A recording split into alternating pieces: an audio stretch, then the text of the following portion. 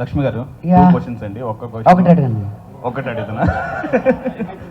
కమల్ హాసన్ గారిని దశావతారంలో చూసాం. మీరు ఇంకా అడగద్దు నన్ను రజనీకాంత్ గారితో, కమల్ హాసన్ గారితో. బాబాయ్ నాకు ఫ్లైట్ లేకుండా వెళ్ళిపోయేటట్టున్నాను నేను బాంబేకి ఇప్పుడు. బాబోయ్ ఆదిపర్వంలో సప్తావతారం ఉంది కదా, ఈ సప్తావతారం చేయడానికి మీరు ఎంతవరకు హోంవర్క్ చేశారు లేదా నేచురల్ గా చేస్తారా?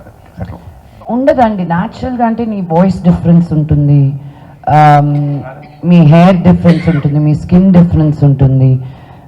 నేను అక్కడే ఇప్పుడు ఏ టైంలో జరుగుతుందండి నేను డైరెక్టర్ గారితో, బికాజ్ ఒకే రోజులో 3 గెటప్లు చేసేవాళ్ళం. బట్ అది సీక్వెన్షియల్గా రాదు కదా, సో అవి కనుక్కోవడం it takes a lot of work. But that is the Joy కదా.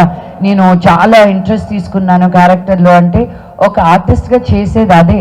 ఇప్పుడు నాన్నగారిని అడిగితే ఇప్పుడు మీరు డింగు డింగు డింగో డింగు అని ఎలా చేశారంటే, ఆయన ఆ ఒక్క క్యారెక్టర్ గురించి మీకు అరగంట మాట్లాడతారు. ఆయన ఆ ఒక్క సీన్కి ఎలా ప్రిపేర్ అయ్యారు అని.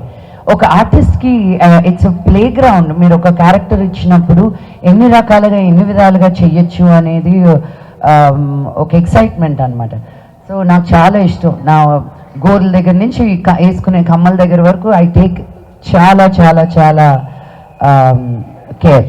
ఇంకొక క్వశ్చన్ అండి, అంటే మీ తమ్ముళ్ళు ఇద్దరిలో మీకు బాగా క్లోజ్గా వచ్చేవాడు, మీ తమ్ముళ్ళు ఇద్దరిలో బ్రదర్స్ ఇద్దరిలో ఏ తమ్ముడు బాగా క్లోజ్ అవుతారు? ఒకవేళ మీ దగ్గర ఒక వరం ఉంటే ఇద్దరిలో ఎవరికి ఇస్తారు? నీ వరం వస్తే నేను తీసుకుంటాను, కానీ వాళ్ళకి ఇచ్చేది ఏంటండి బాబు. వాళ్ళు ఇండియాలో మొగాళ్ళుగా పుట్టారు, అదే వాళ్ళకున్న ఇది, అదే ఒక పెద్ద వరం వాళ్ళకి.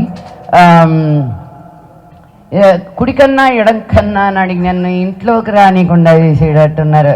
Pass question.